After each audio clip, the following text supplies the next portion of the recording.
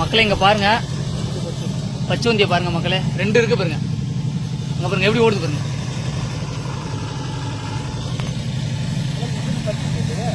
இந்த காணொலியில இத பச்சோந்தி சொல்லி இருப்பாங்க. ஆனா உண்மை என்னன்னா, இது பச்சோந்தி மாதிரி தோற்றமளிக்கக்கூடிய பச்சை ஓணான், ஆங்கிலத்துல கிரீன் ஃபாரஸ்ட் லிசார்ட். அதுவும் பச்சையா தான் இருக்கு. அப்ப ஏன் பச்சோந்தி இல்ல அப்படின்னா, ஒவ்வொரு உயிரினத்துக்கும் ஒரு பண்புகள் உண்டு. அதே மாதிரி இந்த பச்சை ஓணனுக்கும் ஒரு பண்புகள் இருக்கு. என்னன்னா, இந்த பச்சை ஓணங்கள் பாக்குறதுக்கே அழகா உடம்பு ஃபுல்லா பச்சையா இருக்கும், வால் நல்லா நீளமா இருக்கும். அதுவும் இல்லாம இதோட 2 கண்களிலுமே நல்ல கண்மைப்பட்ட மாதிரி இருக்கும். உடம்பு ஃபுல்லாமே வசீகரமா ஒரு 6-7 வெள்ளைக்கோடுகள் கொஞ்சம் கேப்புட்டு இருக்கும். இன்னொன்னு தலைப்பகுதியிலிருந்து முதுகு வரைக்கும் ஃபுல்லா முள்ளு ரம்ப மாதிரி இருக்கும். இன்னொன்னு இந்த ஓணன்கள் நல்ல வேகமா ஓடக்கூடியது, நல்ல மரமும் ஏறக்கூடியது.